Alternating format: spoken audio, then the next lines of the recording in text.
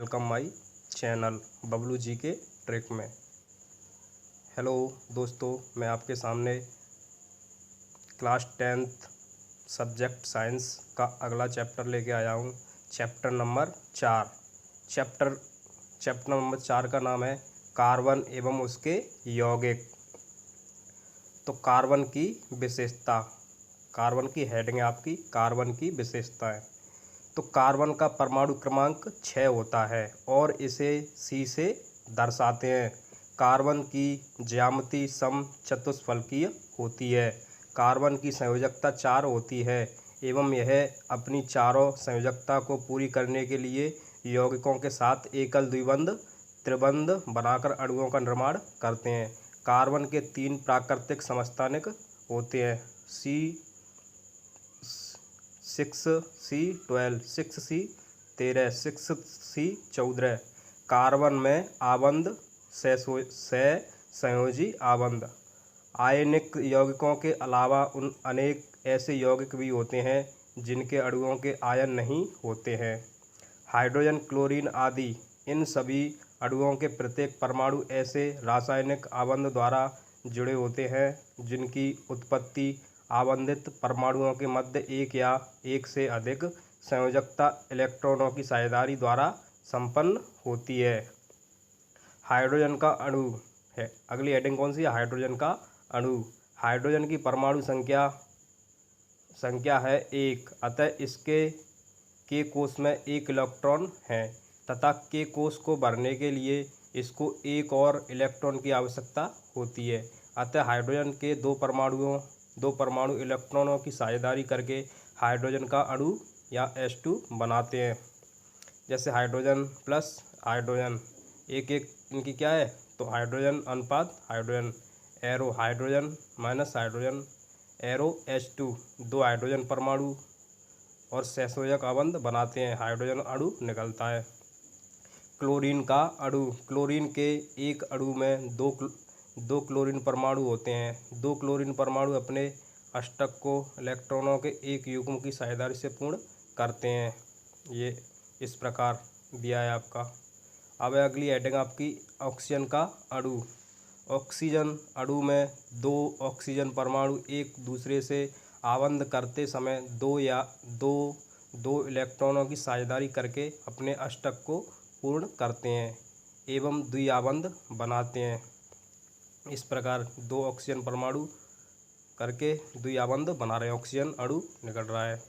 कितने अणु निकल रहे हैं? ऑक्सीजन के 2 अणु निकल रहे हैं। अब आपकी अगली हेडिंग है, नेक्स्ट हेडिंग नाइट्रोजन का अणु। नाइट्रोजन अणु में 2 नाइट्रोजन के परमाणुओं के बीच एक त्रिबंध होता है। क्योंकि नाइट्रोजन परमाणुओं का इलेक्ट्रॉनिक विन्यास 2,5 होता है, इन्हें अपना अष्टक पूर्ण करने के लिए इलेक्ट्रॉन विन्यास 2,5 होता है। इन्हें अपना अष्टक पूर्ण करने के लिए 3 इलेक्ट्रॉनों की आवश्यकता होती है। 2 नाइट्रोजन परमाणु ले लिए, 3 इलेक्ट्रॉन युग्मों की साझेदारी हो गई, नाइट्रोजन अणु निकल गया। अगली हेडिंग है मीथेन का अणु। मीथेन कार्बन का एक यौगिक है। ईंधन के रूप में मीथेन का बहुत अधिक उपयोग होता है। मीथेन का सूत्र CH4 है। इसमें कार्बन की संयोजकता 4 होती है। उत्कृष्ट गैस विन्यास की स्थिति को प्राप्त करने के लिए कार्बन इन इलेक्ट्रॉनों की साझेदारी हाइड्रोजन के 4 परमाणुओं के साथ करता है। इस प्रकार ये दिया है। सहसंयोजी आबंध। 2 परमाणुओं के बीच इलेक्ट्रॉन के एक युग्म की साझेदारी के द्वारा बनने वाले आबंध सहसंयोजी आबंध कहलाते हैं। गुण। इनका अंतराणुक बल कम होता है। गलनांक एवं क्वथनांक कम होते हैं। विद्युत के कुचालक होते हैं। कार्बन के अपर रूप। नेक्स्ट हेडिंग क्या है? कार्बन के अपर रूप। किसी तत्व के वे भिन्न रूप जिनके रासायनिक गुणधर्म एक समान होते हैं जबकि भौतिक गुणधर्म भिन्न भिन्न होते हैं, अपर रूप कहलाते हैं। हीरा। हीरे में कार्बन का प्रत्येक परमाणु के 4 अन्य परमाणुओं के साथ आबंधित होकर एक दृढ़ त्रयामी चतुष्फलकीय संरचना का निर्माण करता है। यह कार्बन का अतिशुद्ध रूप है। कार्बन का अतिशुद्ध रूप क्या है? हीरा। यह विद्युत का कुचालक होता है। अगली हेडिंग है ग्रेफाइट। ग्रेफाइट काले धूसर रंग का मुलायम पदार्थ होता है। ग्रेफाइट चिकना तथा फिसलनशील पदार्थ होता है। यह चमकीला पदार्थ होता है। ग्रेफाइट विद्युत का सुचालक होता है। नेक्स्ट हेडिंग है फ्लोरीन। फ्लोरीन की संरचना एक फुटबॉल की तरह होती है। अमेरिका के प्रसिद्ध वास्तुकार बकमिंस्टर फुलर के नाम पर इसका नाम फ्लोरीन रखा गया। फ्लोरीन की संरचना एक फुटबॉल की तरह होती है। अमेरिका के प्रसिद्ध वास्तुकार बकमिंस्टर फुलर के नाम पर इसका नाम क्या पड़ा? फ्लोरीन रखा गया। फ्लोरीन गोल गुंबद के समान लगते हैं। C60 सर्वाधिक स्थायी फ्लोरीन है। सर्वाधिक स्थायी फ्लोरीन कौन सी है? C60, जिसे बकमिंस्टर फ्लोरीन भी कहते हैं। संतृप्त यौगिक। नेक्स्ट हेडिंग क्या है? संतृप्त यौगिक। कार्बन परमाणुओं के बीच केवल एक आबंध से जुड़े कार्बन के यौगिक संतृप्त यौगिक कहलाते हैं। अब नेक्स्ट हेडिंग है असंतृप्त यौगिक। द्विबंध अथवा त्रिबंध वाले कार्बन के यौगिक असंतृप्त यौगिक कहलाते हैं। नेक्स्ट हेडिंग है हाइड्रोकार्बन। कार्बन तथा हाइड्रोजन से बने यौगिक हाइड्रोकार्बन कहलाते हैं, जैसे CH4 मेथॉन, C2H6 C2H4, C2H2 इत्यादि। नेक्स्ट हेडिंग है IUPAC पद्धति। IUPAC का पूरा नाम इंटरनेशनल यूनियन पर ऑफ एप्लाइड केमिस्ट्री होता है, यानी इसे हिंदी में क्या बोलते हैं? अंतर्राष्ट्रीय विशुद्ध और अनुप्रयुक्त रसायन बंद। इस पद्धति के अनुसार सभी कार्बनिक यौगिकों का नामकरण किया जा सकता है। इस पद्धति के अनुसार कुछ सरल कार्बनिक यौगिक जैसे एल्केन, एल्कीन, एल्काइन का नामकरण निम्नानुसार किया जाता है। नंबर 1, हाइड्रोकार्बन के नामकरण में कार्बनिक यौगिक के अणु में उपस्थित कार्बन परमाणुओं की संख्या के आधार पर उसका पूर्वलग्न लिखा जाता है। अणु में उपस्थित बंध के आधार पर उसका अनुलग्न लिखा जाता है। पूर्वलग्न व अनुलग्न को जोड़कर हाइड्रोकार्बन का पूरा नाम लिखा जाता है। पूर्वलग्न का नेक्स्ट हेडिंग क्या है? पूर्वलग्न का निर्धारण। अणु में कार्बन परमाणु की संख्या और पूर्वलग्न। C1 यानी कार्बन 1 से क्या बोलते हैं? मैथ। C2 से क्या बोलते हैं? एथ। C3 कार्बन की संख्या 3 हो जाती है तो उसे क्या बोलते हैं? प्रॉप। 4 होने पर कार्बन की संख्या ब्यूट। कार्बन की संख्या 5 होने पर पेंट। कार्बन की संख्या 6 होने पर हेक्स। C7 से बोलते हैं हेप्ट। C8 से बोलते हैं ऑक्ट। C9 से बोलते हैं नॉन और C10 से बोलते हैं डेक। अगली हेडिंग है आपकी अनुलग्न का निर्धारण। अणु में कार्बन के मध्य बंध का प्रकार। एल्केन श्रेणी एकल बंध। एल्केन एकल बंध से क्या बोलते हैं? एन। एल्कीन इनके यानी कार्बन के मध्य कैसा बंध पाया जाएगा? एकल आबंध, जिसे क्या बोलते हैं हम? एन। नंबर 2, एल्कीन श्रेणी जिसे द्विबंध बोलते हैं। इसके यानी कार्बन के मध्य कितने बंध पाए जाएंगे? 2 आबंध, जिसे ईन बोलते हैं। नंबर 3, एल्काइन श्रेणी त्रिबंध। कार्बन के मध्य में कितने आबंध पाए जाएंगे? 3, जिसे हम आयन बोलते हैं। एल्केन का नामकरण। इस श्रेणी के यौगिकों का सामान्य सूत्र CnH2n+2 होता है। एल्केन का सूत्र क्या होता है? CnH2n+2 होता है तथा इन्हें संतृप्त यौगिक एवं पैराफिन्स भी कहते हैं। नामकरण के नियम। नेक्स्ट हेडिंग क्या है? नामकरण के नियम। नंबर 1, सर्वाधिक लंबी श्रृंखला का चयन किया जाता है। मुख्य श्रृंखला के बाहर रहे समूह को प्रतिस्थापी कहते हैं। नंबर 2, यदि 2 या 2 से अधिक समान लंबाई की सर्वाधिक लंबी श्रृंखलाएं हो तो अधिक प्रतिस्थापी युक्त श्रृंखला का चयन किया जाता है। नंबर 3, नाम लिखते समय प्रतिस्थापियों का नाम सबसे पहले लिखा जाता है एवं उनके पूर्वलग्न का प्रयोग करते हुए अंग्रेजी वर्णमाला के क्रम में लिखते हैं। नंबर 4, प्रतिस्थापियों का अंकन। प्रतिस्थापियों को कम अंक दिए जाते हैं। यदि 2 प्रतिस्थापियों को समान अंक मिल रहे हों तो अंग्रेजी वर्णमाला में पहले आने वाले प्रतिस्थापी को कम अंक दिया जाता है। नंबर 5, नाम लिखते समय अंकों के मध्य कॉमा तथा अंक वह नाम के मध्य हाइफन का प्रयोग करते हैं। नंबर 6, यदि एक से अधिक समान प्रतिस्थापी हो तो उनकी संख्या दर्शाने के लिए नीचे दी गई सारणी अनुसार लिखते हैं। 1 से बोलते हैं मोनो, 2 से बोलते हैं डाई, 3 से बोलते हैं ट्राई, 4 से बोलते हैं टेट्रा, 5 से बोलते हैं पेंटा, 6 से बोलते हैं एक्सा, 7 से बोलते हैं एप्टा, 8 से बोलते हैं ऑक्टा, 9 से बोलते हैं नोना और 10 से बोलते हैं डेका। नेक्स्ट हेडिंग है कुछ महत्वपूर्ण प्रतिस्थापी। CH3 से क्या बोलते हैं मैथिल, CH2 एकल बंध CH2 एकल बंध CH3 जिसे क्या बोलते हैं एथिल, CH2 एकल बंध CH3 जिसे क्या बोलते हैं प्रोपिल, CH3 आइसोप्रोपिल, CH2 इसे क्या बोलते हैं ब्यूटेल। कार्बन की संख्या कितनी है 4 तो इसे क्या बोलते हैं ब्यूटेल।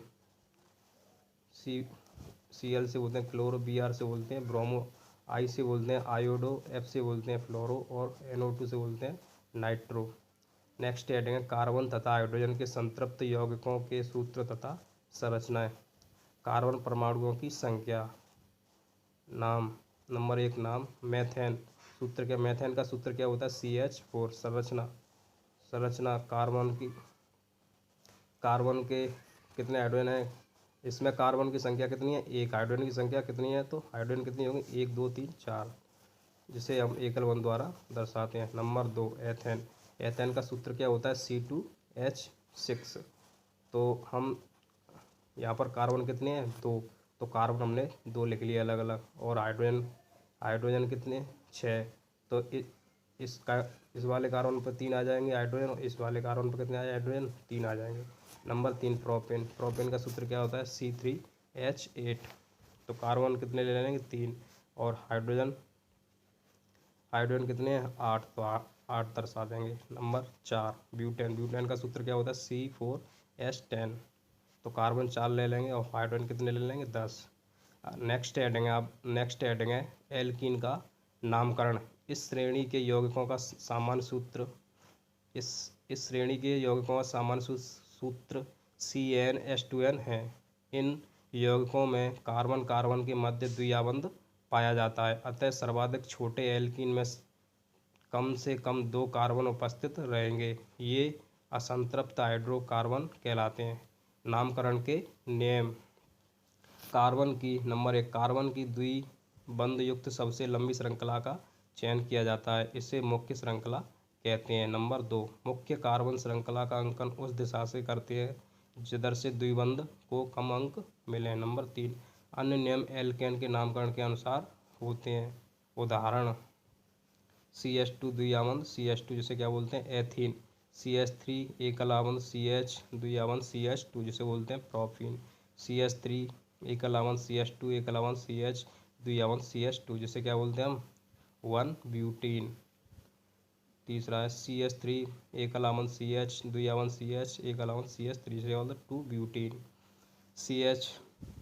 CH2 और इससे क्या जोड़ दिया क्लोरीन, यानी जिसे क्या बोलेंगे क्लोरो, और एकल आबंध CH द्विआबंध CH एकल आबंध CH3 1 chloro 2 butane. Next heading है एल्काइन का नामकरण। इनका नामकरण सूत्र, इनका सामान्य सूत्र CnH2n+2 होता है। इनको भी असंतृप्त हाइड्रोकार्बन कहा जाता है। इन यौगिकों में कार्बन के मध्य त्रिबंध पाया जाता है। इस श्रेणी का लघुत्तम सदस्य भी 2 कार्बन का होता है। इस श्रेणी का अनुलग्न आयन होता है।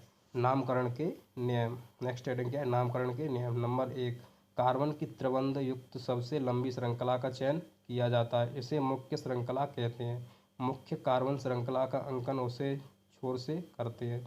यदि श्रृंखला में एक से अधिक त्रिबंध हों तो क्रमशः डाई, ट्राई इत्यादि शब्दों का प्रयोग उनकी संख्या को दर्शाने के लिए करते हैं। उदाहरण हाइड्रोकार्बन त्रिबंध CH H+N बराबर एथाइन। हाइड्रोजन कार्बन त्रिबंध कार्बन एकल आबंध CH3 प्रो+आयन बराबर प्रोपाइन। इसी प्रकार ये दिए 1 butyne 2 butyne 4 chloro 1 butane. Next heading है समजातीय श्रेणी, यौगिकों की ऐसी श्रृंखला जिसमें कार्बन श्रृंखला में स्थित हाइड्रोजन को एक ही प्रकार का प्रकार्यात्मक समूह प्रतिस्थापित करता है, समजातीय श्रेणी कहलाती है। नेक्स्ट हेडिंग है कार्बन यौगिकों की नाम पद्धति, प्रकार्यात्मक समूह की प्रकृति के आधार पर पूर्व लगन या अनुलग्न के द्वारा संशोधित करके यौगिकों का नाम उनकी कार्बन श्रृंखलाओं पर आधारित होता है। नेक्स्ट हेडिंग है नामकरण के नियम, यौगिक में कार्बन परमाणुओं की संख्या ज्ञात करें। नंबर 2, प्रकार्यात्मक समूह की उपस्थिति में इसको पूर्व लगन अथवा अनुलग्न के साथ यौगिक के नाम में दर्शाया जाता है। प्रकार्यात्मक समूहों को निम्न प्रकार समझा जा सकता है।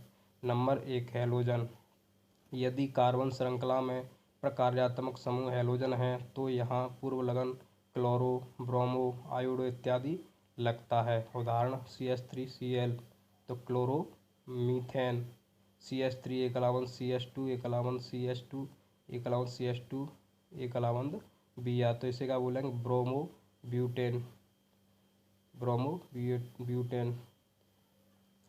नंबर 2, एल्कोहल, यदि कार्बन श्रृंखला में प्रकार्यात्मक समूह एल्कोहल OH उपस्थित हो तो यहाँ अनुलग्न O लगाते हैं। उदाहरण CH3 एक अलावंद CH2 एक अलावंद OH, क्या लगाते हैं OH लगाते हैं, जिसे क्या बोलते हैं हम एथेनॉल। CH3 एक अलावंद CH2 एक अलावंद CH2 एक अलावंद CH2 एक अलावंद CH2 और एक अलावंद OH, इसे क्या बोलेंगे हम पेंटेनॉल। नंबर 3, एल्डिहाइड, यदि कार्बन श्रृंखला में प्रकार्यात्मक समूह एल्डिहाइड CHO उपस्थित हो तो यहाँ अनुलग्न L लगाते हैं। उदाहरण CH3 एक अलावंद CHO, एथेनेल, CH3 एक अलावंद CH2 एक अलावंद CH2 एक अलावंद CHO, जिसे क्या बोलेंगे ब्यूटेनेल। नेक्स्ट हेडिंग है कीटोन, यदि कार्बन श्रृंखला में प्रकार्यात्मक समूह कीटोन को किसे कहते हैं C+O उपस्थित हो तो यहाँ अनुलग्न ON लगाते हैं। उदाहरण CH3 एक अलावंद CH डबल अलावंद O एक अलावंद CH3, इसे क्या बोलें प्रोपेनॉल। फिर आगे है butanone, propanone, butanone. Next heading है कार्बोक्सिलिक अम्ल, यदि कार्बन श्रृंखला में प्रकार्यात्मक समूह कार्बोक्सिलिक अम्ल जिसे कैसे C+O एक अलावंद OH उपस्थित हो तो यहाँ अनुलग्न ओइक अम्ल लगाते हैं, जैसे मेथेनोइक अम्ल, प्रोपेनोइक अम्ल। नेक्स्ट हेडिंग है द्विआबंधित हाइड्रोकार्बन, यदि हाइड्रोकार्बनों में द्विआबंध उपस्थित होता है तो ऐसे हाइड्रोकार्बनों को एल्कीन कहते हैं। इसमें अनुलग्न ईन लगता है, जैसे CH2 डबल अलावंद CH2, जिसे क्या बोला एथीन, ये पेंटीन, इसी प्रकार पेंटीन। नेक्स्ट हेडिंग है कार्बनिक यौगिकों के रासायनिक गुणधर्म। नंबर 1, दहन, कार्बन तथा अन्य हाइड्रोकार्बन ऑक्सीजन के साथ दहन करने पर ऊष्मा, प्रकाश एवं कुछ यौगिक बनाते हैं, जैसे कार्बन दहन करने पर कार्बन डाइऑक्साइड तथा अन्य हाइड्रोकार्बन कार्बन डाइऑक्साइड एवं जल बनाते हैं। उदाहरण C+O2 की रिएक्शन कराने पर CO2 प्लस ऊष्मा व प्रकाश का निकलता है। CH4 यानी मीथेन की अभिक्रिया ऑक्सीजन से कराने पर कार्बन डाइऑक्साइड प्लस जल प्लस ऊष्मा प्लस प्रकाश निकलता है। नेक्स्ट हेडिंग है ऑक्सीकरण, दहन करने पर कार्बन यौगिकों को सरलता से ऑक्सीकृत किया जा सकता है। पूर्ण ऑक्सीकरण के अतिरिक्त ऐसी अभिक्रियाएं भी होती हैं जिनमें एल्कोहल को कार्बोक्सिलिक अम्ल में बदला जा सकता है। CH3 एकल बॉन्ड CH2 OH क्षारीय KMnO4 प्लस ऊष्मा अम्लीकृत K2Cr2O4 प्लस ऊष्मा की उपस्थिति में अभिक्रिया कराने पर CH3COOH बनता है। इम्पोर्टेंट ऑक्सीकारक नेक्स्ट हेडिंग क्या है ऑक्सीकारक, कुछ पदार्थों में अन्य पदार्थों को ऑक्सीजन देने की क्षमता होती है। इन पदार्थों को ऑक्सीकारक कहा जाता है। Example potassium permanganate. Potassium permanganate का सूत्र क्या होता है? KMnO4। पोटेशियम डाइक्रोमेट, इसका सूत्र आता है K2Cr2O7।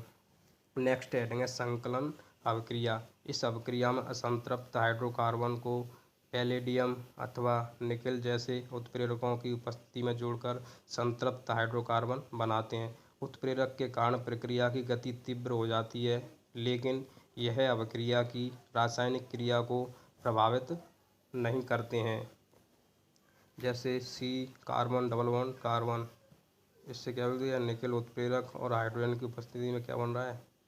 इस प्रकार बन रहा है। निकेल उत्प्रेरक का उपयोग नेक्स्ट हेडिंग क्या है? निकेल उत्प्रेरक का उपयोग वनस्पति तेलों को वनस्पति घी में बदलने के लिए निकेल उत्प्रेरक का उपयोग करते हैं। यानी वनस्पति तेलों को वनस्पति घी में बदलने के लिए किसका उपयोग करते हैं? निकेल उत्प्रेरक का उपयोग करते हैं। नेक्स्ट हेडिंग है प्रतिस्थापन अभिक्रिया।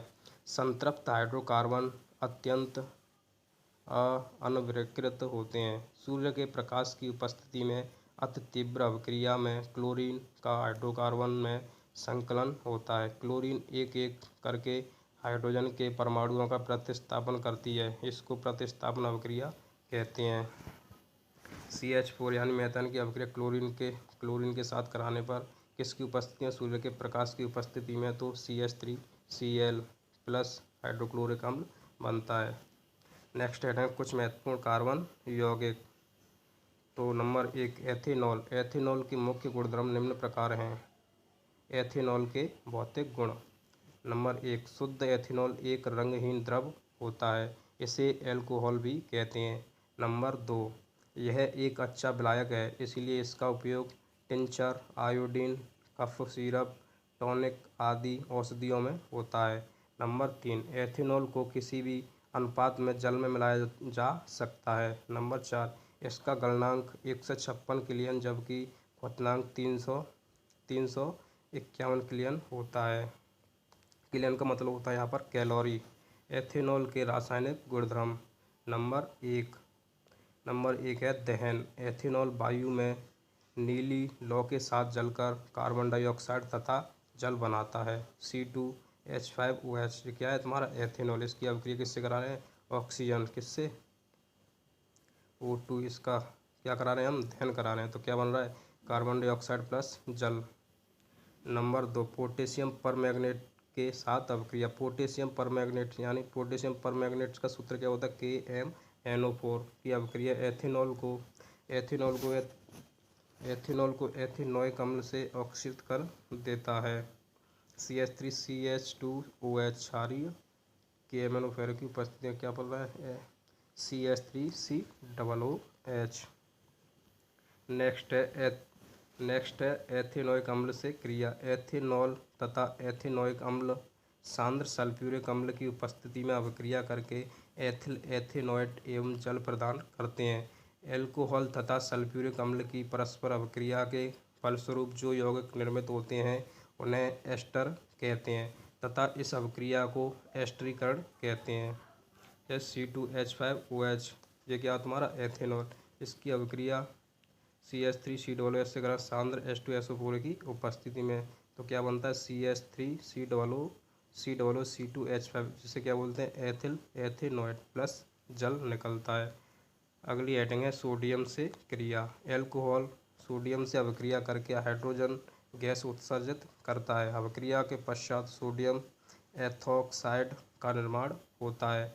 जैसे सोडियम का सूत्र होता है Na यानी सोडियम की अभिक्रिया CH3CH2OH कराने पर CH3CH2O और ऋणायन और सोडियम धनायन प्लस H2 यानी सोडियम एथोक्साइड बनता है। एथेनोइक अम्ल। नेक्स्ट हेडिंग क्या है? एथेनोइक अम्ल। एथेनोइक अम्ल के भौतिक गुणधर्म। नंबर 1 एथेनोइक अम्ल को एसीटिक अम्ल कहा जाता है। एथेनोइक अम्ल को क्या कहा जाता है? एसीटिक अम्ल कहा जाता है तथा यह कार्बोक्सिलिक अम्ल के समूह से संबंध रखता है। एसीटिक अम्ल के 3 या 4% विलयन को सिरका कहते हैं। शुद्ध एथेनोइक अम्ल का गलनांक 290 किलियन होता है, कैलोरी होता है। नंबर 2 एथेनोइक अम्ल जल में विभिन्न अनुपातों में घोला जा सकता है। नंबर 3, यह रंगहीन एवं तीक्ष्ण गंध वाला होता है। नेक्स्ट हेडिंग है एथेनोइक अम्ल के रासायनिक गुणधर्म। नंबर 1, एस्टरीकरण अभिक्रिया। एथेनोइक अम्ल किसी अम्ल उत्प्रेरक की उपस्थिति में परिशुद्ध एथेनॉल से अभिक्रिया करके एस्टर बनाते हैं। CH3COOH की अभिक्रिया CH3CH2OH से किसकी उपस्थिति अम्ल की उपस्थिति में कराने पर क्या बनता है? CH3 एकल बंध C डबल बंध O एकल बंध ऑक्सीजन एकल CH2 एकल बंध CH3 से क्या बोलते हैं? हम एस्टर बोलते हैं। नंबर 2, क्षारक के साथ अभिक्रिया। खनिज अम्ल की भांति एथेनोइक अम्ल सोडियम हाइड्रोक्साइड NaOH से अभिक्रिया करके सोडियम एथेनॉइट बनाता है। सोडियम हाइड्रोक्साइड की अभिक्रिया कराने पर यानी किससे कराने? एथेनोइक यानी एसिटिक अम्ल से CH3COOH से कराने पर CH3COONA यानी सोडियम हाइड्रोक्साइड बनता है और जल का निर्माण होता है। नंबर 3, कार्बोनेट एवं हाइड्रोजन कार्बोनेट के साथ अभिक्रिया। एथेनोइक अम्ल कार्बोनेट एवं सोडियम हाइड्रोजन कार्बोनेट से क्रिया करके लवण कार्बन डाइऑक्साइड व जल बनाता है। इस अभिक्रिया में उत्पन्न लवण को सोडियम एसीटेट कहते हैं। CH3COOH से Na2CO करने पर क्या बनता है? CH3COONA+ जल का निर्माण होता है। CH3COOH की अभिक्रिया NaHCO3 सोडियम बाइकार्बोनेट से कराने पर सोडियम एसीटेट CH3COONA बनता है प्लस H2O का निर्माण होता है। साबुन और अगली हेडिंग क्या है? साबुन और अपमार्जक।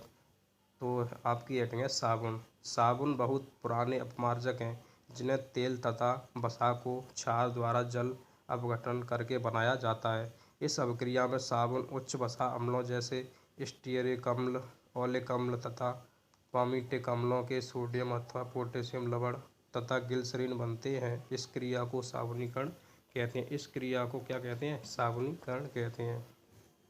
इस प्रकार स्टेरीन वसा की अभिक्रिया NaOH से कराने पर ग्लिसरॉल और साबुन बनता है। नोट: साबुन कोलॉइडल अवस्था में रहता है। सोडियम तथा पोटेशियम लवण जल में विलय होने के कारण इनका उपयोग स्वच्छीकरण क्रिया में किया जाता है। सोडियम साबुनों की तुलना में पोटेशियम साबुन त्वचा के लिए कोमल होते हैं तथा जल में अधिक विलय होते हैं। इसी कारण शेविंग क्रीम, शैम्पू तथा नहाने का साबुन बनाने में पोटेशियम लवणों का उपयोग करते हैं। नेक्स्ट हेडिंग है अपमार्जक। अपमार्जक वे शोधन कर्मक होते हैं जिनमें साबुन के सभी गुण होते हैं परंतु जो वास्तव में साबुन नहीं होते हैं। यह मृदु तथा कठोर दोनों प्रकार के जल में प्रयुक्त किए जाते हैं। ये बर्फीले जल में भी झाग देते हैं। इन्हें साबुन विहीन साबुन भी कहते हैं। ये ठोस, द्रव, पाउडर आदि सभी रूपों में पाए जाते हैं। नेक्स्ट हेडिंग है मिसेल। साबुन जैसे सोडियम स्टीयरेट में मिसेल का बनना इस प्रकार है। सर्वप्रथम सोडियम स्टीयरेट अणुओं का जल में आयनन होता है। C17H35COO ऋणायन और सोडियम धनायन। क्या बनता है? C17H35COO ऋणायन प्लस सोडियम धनायन। आयन से प्राप्त ऋणायनों को हम निम्न प्रकार से लिख सकते हैं। हाइड्रोकार्बन भाग जल विरोधी, द्रव्य भाग जल स्नेही, या जिसे हम क्या बोलते हैं? पूंछ जल, यानी जल विरोधी को क्या कहते हैं? पूंछ होती है उसे क्या कहते हैं? जल विरोधी, और सिर होता है उसे जल स्नेही कहते हैं। यहाँ हाइड्रोकार्बन भाग अर्थात C17H35 इस कण की पूंछ तथा द्रव्यीय भाग COO- सिर कहलाता है। इस प्रकार अणुओं का द्रव स्नेही तथा द्रव विरोधी भाग परस्पर जुड़कर एक व्यवस्थित रूप में इकट्ठे होकर मिसेल का निर्माण करते हैं। तो यानी इसमें सर दिख रहा है यहाँ पर, यहाँ गोला सा, तो जल स्नेही ये क्या है? तुम्हारा जल स्नेही, यानी जल को क्या करता है? स्नेही। और इसे क्या बोलते हैं हम? सिर। जल विरोधी भाग क्या है? ये पूंछ होती है, ये आपकी क्या होती है? जल विरोधी भाग होती है। साबुनों की शोधन क्रिया। नेक्स्ट हेडिंग क्या है? साबुनों की शोधन क्रिया। मिसेल में एक जल विरोधी हाइड्रोजन का केंद्रीकरण होता है। साबुन के द्वारा शोधन क्रिया में साबुन के अणु तेल की बूंदों के चारों ओर इस प्रकार से मिसेल बनाते हैं कि स्टीयरेट आयन का जल विरागी भाग बूंदों के अंदर होता है एवं जल रागी भाग चिकनाई की बूंदों के बाहर कांटों की तरह निकलता रहता है। अतः स्टीरेट आयनों से घिरी हुई तेल की बूंदें जल में खिंच जाती हैं एवं गंदगी सतह से हट जाती है। इस प्रकार साबुन तेलों एवं वसाओं का पारस्करण करके धुलाई में सहायता करता है। कपड़े पर ग्रीस स्टीरेट आयनों द्वारा गिरी ग्रीस की बूंदें बनी हुई मिसाइल। यह ग्रीस बूंदों के चारों ओर व्यवस्थित स्टीरेट आयन मिसाइल के रूप में साबुन स्वच्छ करने में सक्षम होता है, क्योंकि तेलीय मैल मिसाइल के केंद्र में एकत्र हो जाता है। मिसाइल विलयन में क्लोराइड के रूप में बने रहते हैं तथा आयन आयन विकर्षण के कारण वे अवक्षेपित नहीं होते हैं। इस प्रकार मिसाइल में तैरने मेल को आसानी से हटाया जा सकता है। साबुन के मिसाइल प्रकाश को प्रकीर्णित कर सकते हैं। यही कारण है कि साबुन का घोल बादल जैसा दिखता है। थैंक यू दोस्तों। वीडियो अच्छी लगी हो तो लाइक करें, कमेंट करें और अपने दोस्तों को ज़्यादा से ज़्यादा शेयर करें।